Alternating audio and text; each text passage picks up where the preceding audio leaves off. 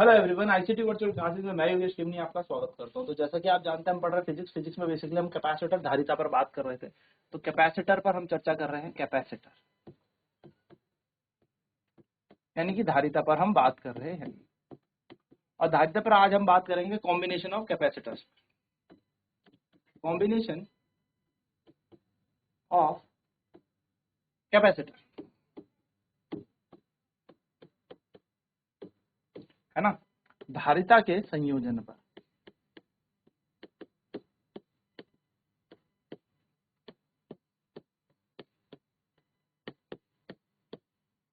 धारिता के संयोजन पर हम बात करें तो देखिए, धारिता के संयोजन की अगर हम बात करें तो ये दो तरीके के हमें देखने को मिलेंगे। एक दिखेगा सीरीज कॉम्बिनेशन,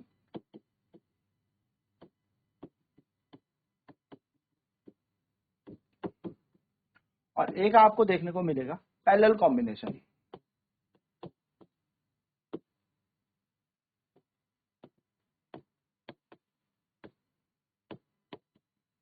यानी कि यहां पर आपको मिलेगा एक श्रेणी क्रम में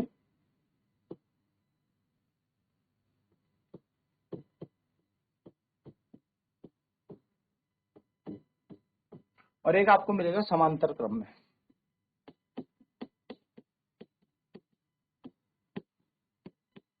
श्रेणी क्रम और समांतर क्रम में क्या हमें यहाँ पर संयोजन करना है। तो चलिए सबसे पहले बात कर लेते हैं श्रेणी क्रम की सीरीज कॉम्बिनेशन।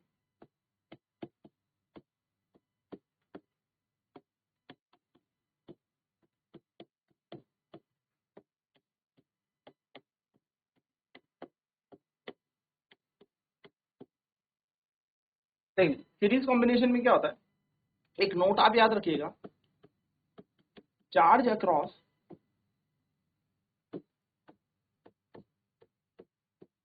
ईच कैपेसिटर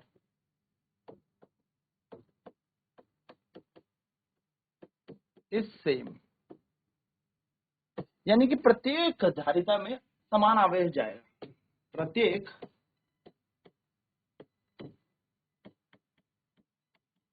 धारिता पर समान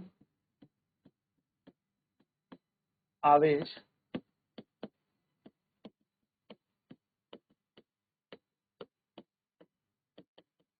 रहता है। तो प्रत्येक धारिता पर समान आवेश रहता है। यानी कि अगर मैं बात करूं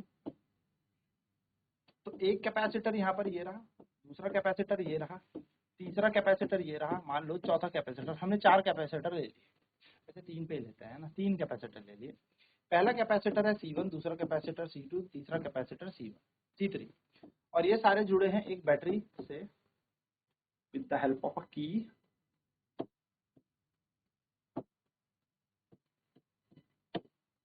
ठीक है, ठीक, इस तरीके से हमने यहाँ पर क्या कर लिया, इसको जोड़।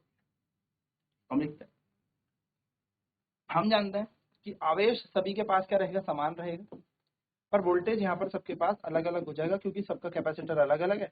तो इन पे वोल्टेज अलग अलग होगा, यानी कि इनके पास क्या होगा, वोल्टेज अलग अलग। ना बात, late C1, C2 and C3 be the three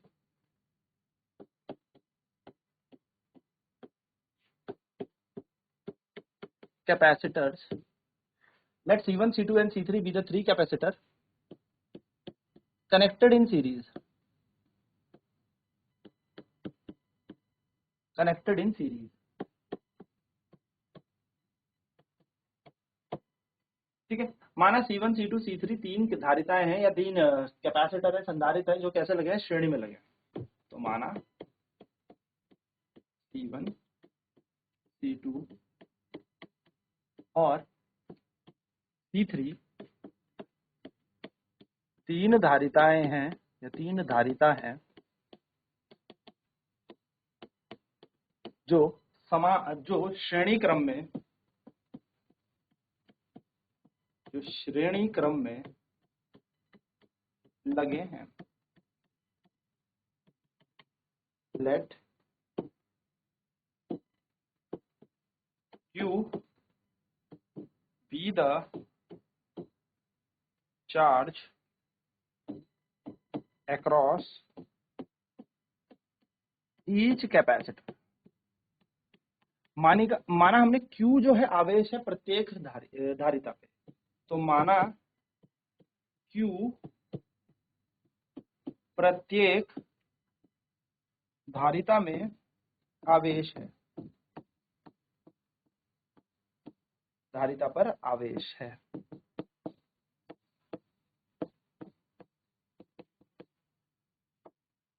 Let V1 be the potential difference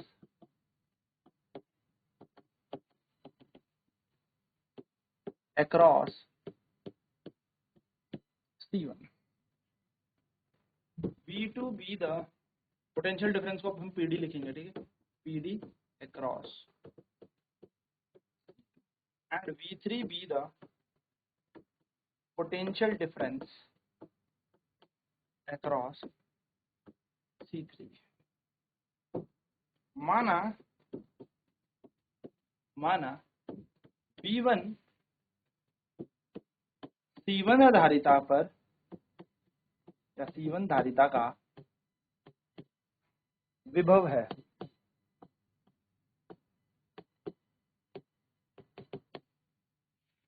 V2 C2 धारिता का विद्युत विभव है या विभव है या विभवांतर है, और V3 C3 धारिता का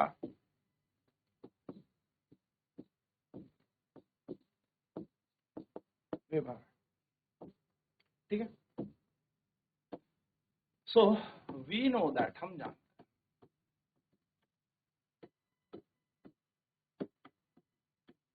हम जानते हैं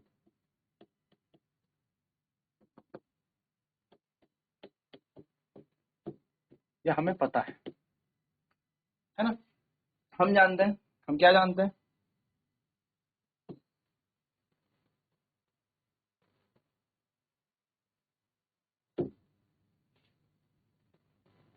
Q इज इक्वल्स टू होता है CV,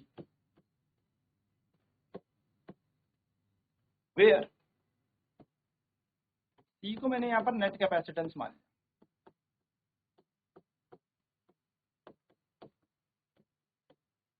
यानी कि मैंने C को क्या मान लिया,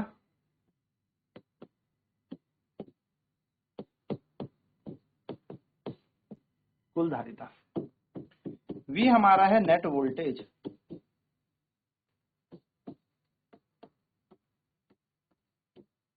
कुल वोल्टेज कितना है हमारा V, और Q हमारा तो हो गया टोटल चार्ज या नेट चार्ज। तो फॉर कैपेसिटर C1, यानी कि C1 धारिता के लिए अगर हम C1 धारिता की बात करें तो हमें पता है Q बराबर हो जाएगा C1 V1। सिमिलरली, यानी कि फिर से अगर हम यहाँ पर देखें तो Q is equals to for similarly for C2, यानी कि सेम टू सेम C2 के लिए क्या बन जाएगा, तो C2 के लिए अगर हम देखें तो Q इज इक्वल्स टू बन जाएगा C2 V2, दूसरा समीकरण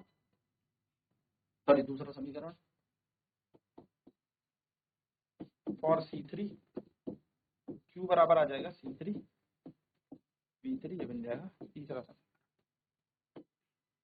अब हमने कहा let V is equals to net voltage, V क्या है इसमें, फुल वोल्टेज है, V क्या है, V है इसका कुल वोल्टेज। अगर V हमारा कुल वोल्टेज है तो V इज इक्वल्स टू क्या हो जाएगा, V1 plus V2 plus V3, और हम जानते हैं Q is equals to CV है, अगर V की वैल्यू निकाली जाए तो क्या निकल जाएगी, Q अपॉन में C। तो नेट के केस के लिए यहाँ पर Q अपॉन C हो जाएगा, V1 के लिए हो जाएगा Q अपॉन C1, V2 हो जाएगा Q अपॉन C2, देखो आवेश तो समान चल रहा है ना, Q अपॉन C3, चौथा होता तो Q अपॉन, 5वां होता तो Q अपॉन C5, क्या कॉमन ले सकते हैं यहाँ से, Q को हमने यहाँ से कॉमन ले लिया,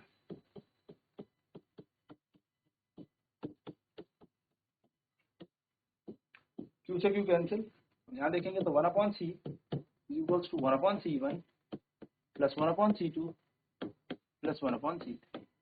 ये बन गई हमारी नेट कैपेसिटेंस, ये बन गई हमारी कुल धारिता। कैसे? हमारी सीरीज कॉम्बिनेशन में, यानी कि सीरीज के लिए आ गई। ठीक है, यानी कि श्रेणी क्रम में हमारे पास क्या आ गई, कुल धारिता हमारे पास मिल गई। तो श्रेणी क्रम में कुल धारिता कैसे निकाली जाती है, 1/C is equal to 1/C1 plus 1/C2 plus 1/C3। ये हमारा यहाँ पर टोटल क्या बन गया, नेट। तो हम कह सकते हैं the net capacitance in series combination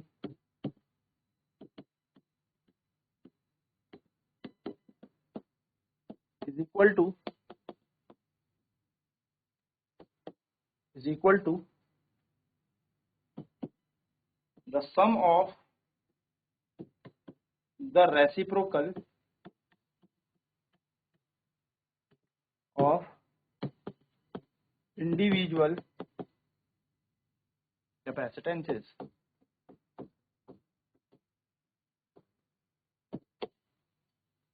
ठीक है, चल फटाफट से नोट करेंगे, इस पर फिर करेंगे क्वेश्चन, फिर बढ़ेंगे आगे। तो हमें निकालना है कॉम्बिनेशन ऑफ कैपेसिटर पर हम बात कर रहे हैं, यानी कि धारिता के कैसे संयोजन होता है। तो दो तरीके के संयोजन होते हैं, एक सीरीज कॉम्बिनेशन और एक है पैरेलल कॉम्बिनेशन। जो सीरीज कॉम्बिनेशन है श्रेणी क्रम और एक है समांतर क्रम। तो श्रेणी क्रम में क्या होता है, सीरीज कॉम्बिनेशन में चार्ज हमेशा सेम रहता है, यानी कि आवेश हमेशा समान रहेगा, यानी कि प्रत्येक धारिता पर आवेश चार्ज हमेशा सेम रहेगा। तो Q Q Q हमने हर एक कैपेसिटर C1 C2 C3 पर सेम रखा। पहले कैपेसिटर में V1 V2 V3 वोल्टेज क्योंकि अलग अलग होंगे ना, वोल्टेज यहाँ पर अलग अलग हो जाएंगे। ठीक है, चलिए नोट करेंगे फटाफट।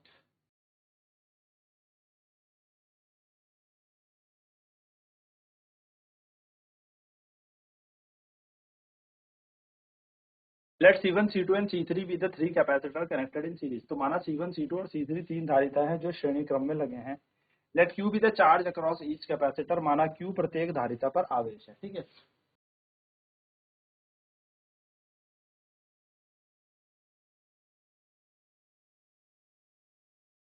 Late V1 be the potential difference across C1, V2 be the potential difference across C2 and V3 be the PD across C3।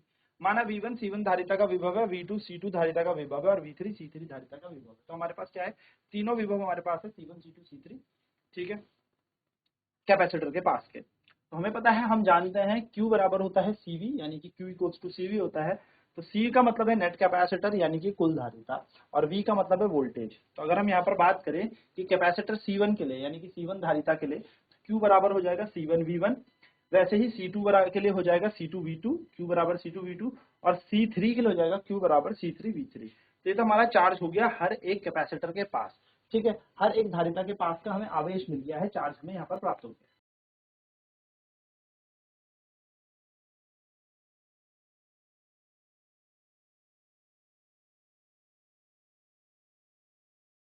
तो अगर हम बात करें V equal to net voltage है, कुल वोल्टेज है, तो V बराबर होगा V1 plus V2 plus V3, यानी कि हमारे पास V का मान क्या आ जाएगा, V1 plus V2 plus V3, तीनों वोल्टेजों को जोड़ के, है ना, नेट वोल्टेज ऐसे आएगा।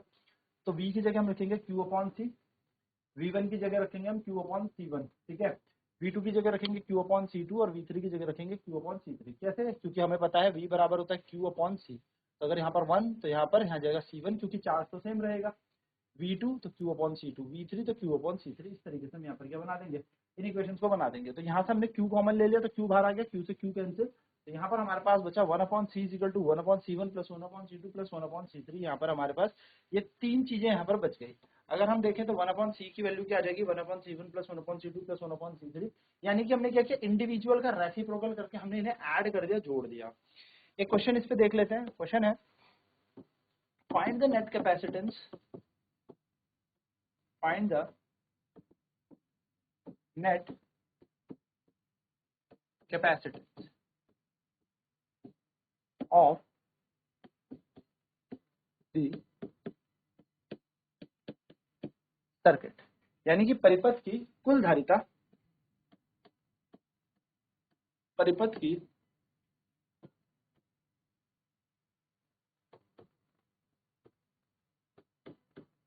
कुल धारिता ज्ञात करें, परिपथ की कुल धारिता ज्ञात करें। चलिए कुल धारिता यहाँ पर देखते हैं।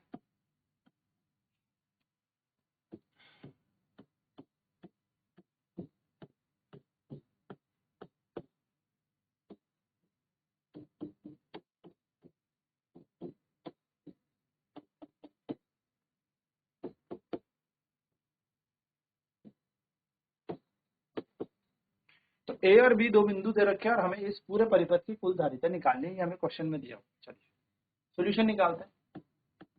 सॉल्यूशन वापस लिखते हैं।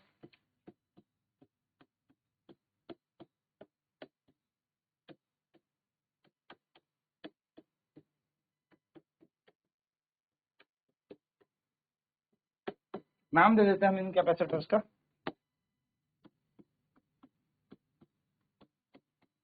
हमने कहा let T1 equal to 2 microfarad, T2 equal to 4 microfarad, T3 equal to 6 microfarad and C4 equals to आ जाएगा 8 माइक्रोफेराड।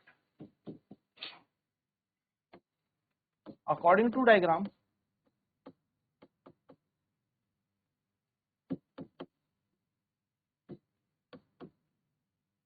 या अकॉर्डिंग टू सर्किट, यानी कि परिपथ के अनुसार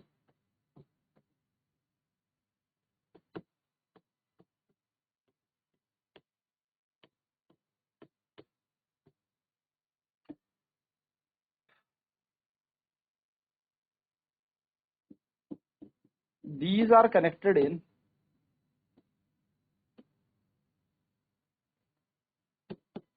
series,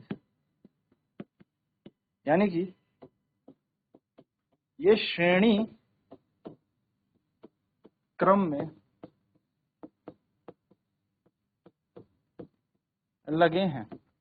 तो यदि ये श्रेणी क्रम में लगे हैं तो लेट माना मैंने सी इनकी नेट कैपेसिटेंस मान ली। क्या मान ली? सी मान ली इनकी नेट कैपेसिटेंस यानी कि कुल धारिता। सी इनकी कुल धारिता है। अगर इनकी कुल धारिता देखेंगे तो 1/, क्या बन जाएगा? सी बन गया। और सीरीज फॉर्मूले का क्या फॉर्मूला होता है ना? तो सीरीज में, तो इन सीरीज अगर श्रेणी क्रम में देखा जाए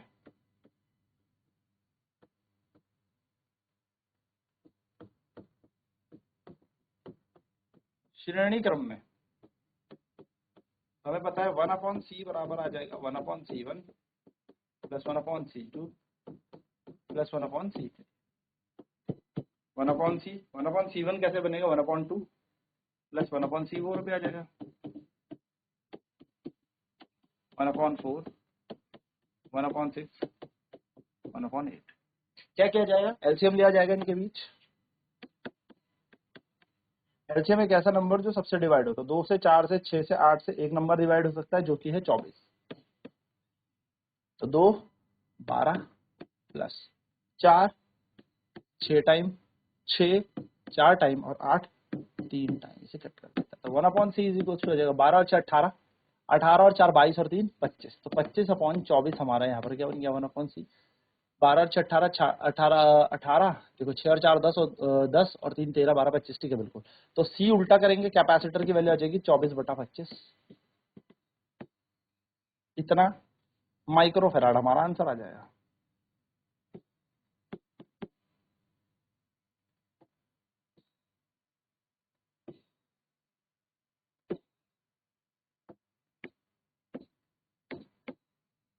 आगे भी सॉल्व करना है तो कर लेते हैं। 24 को 25 से भाग कर दो,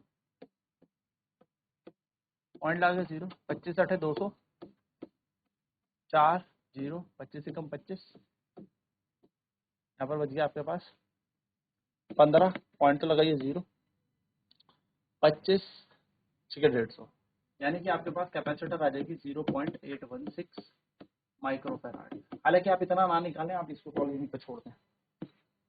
this is your required answer, ठीक है। ये बात ध्यान में रखनी है। तो आई होप आपको क्लियर होगा। नेक्स्ट क्लास में बात करेंगे हम पैरेलल कॉम्बिनेशन यानी कि समांतर क्रम में कैसे हम कुल धारिता निकाल सकते हैं। तो आज की क्लास में इतना ही। आईसीटी वर्चुअल क्लासेस में जुड़ने के लिए धन्यवाद। आपका दिन